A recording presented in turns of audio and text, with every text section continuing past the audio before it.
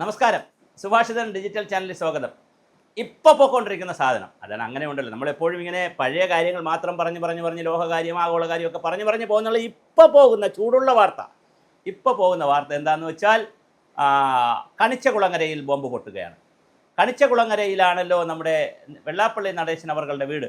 അദ്ദേഹത്തിൻ്റെ വീട് ഇപ്പോൾ ഒരു രാഷ്ട്രീയ കേരളത്തിൻ്റെ മുഖമായി മാറിക്കൊണ്ടിരിക്കുകയാണ്. കഴിഞ്ഞ ദിവസമാണ് അദ്ദേഹം ശ്രീ പിണറായി വിജയൻ അവരുടെ കാറിൽ കയറി പോവുകയും ചർച്ച ചെയ്യുകയും ഒക്കെ ചെയ്തതിൻ്റെ ഭാഗമായി ശബരിമലയുടെ കാര്യത്തിൽ ശ്രീ പിണറായി വിജയനെ ഭക്തൻ വരെ ആക്കി കളഞ്ഞു, വിശ്വാസി വരെ ആക്കി കളഞ്ഞു, അയ്യപ്പ ഭക്തൻ വരെ, ഇനി മാലയിട്ടാൽ മതി എന്നുള്ള നിലയിൽ വരെ ആക്കി കളഞ്ഞു.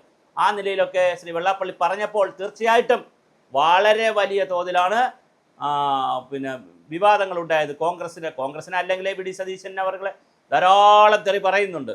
വെള്ളാപ്പള്ളി തെറിയല്ല, കുറേ കാര്യങ്ങൾ പറയുന്നുണ്ട്. തെറി പറയാന്ന് പറഞ്ഞാൽ ആ അർത്ഥത്തിലല്ല ഞാൻ പറഞ്ഞ്, കുറേ കാര്യങ്ങൾ പറയുന്നുണ്ട്. പക്ഷേ ആ പറഞ്ഞുകൊണ്ട് തള്ളിപ്പറയുന്നുണ്ട്, അധിക്ഷേപിച്ച് പറയുന്നുണ്ട്. പലപ്പോഴും വി ഡി സതീശന് വിവരമില്ല, അങ്ങനെയാണ് ഇങ്ങനെയാണെന്നൊക്കെ പറയുന്നുണ്ട്.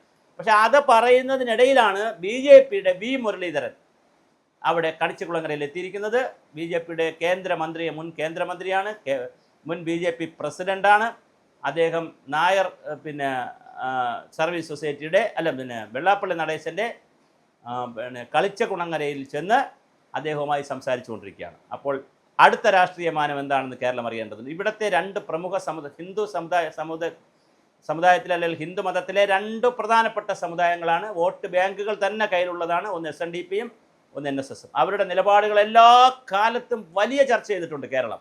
പ്രത്യേകിച്ച് തിരഞ്ഞെടുപ്പ് അടുക്കുമ്പോൾ വലിയ ചർച്ച നടക്കും. ആ ചർച്ചയിൽ എന്താണ് സംഭവിക്കുക നമുക്കറിയില്ല. പക്ഷേ എന്തായാലും കണിച്ചകുളങ്ങരയിൽ വി മുരളീധരൻ എത്തിയിട്ടുണ്ട്.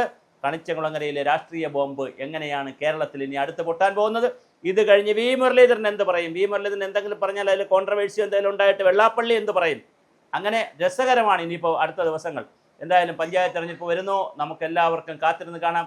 രാഷ്ട്രീയമായ ഇത്തരത്തിലുള്ള ഒരുപാട് ചർച്ചകളും സംവാദങ്ങളും വിവാദങ്ങളും കൊണ്ട് കേരളത്തിൻ്റെ മാധ്യമങ്ങളും സോഷ്യൽ മീഡിയയും നിറഞ്ഞ് പതഞ്ഞ് പൊന്തുകയാണ്.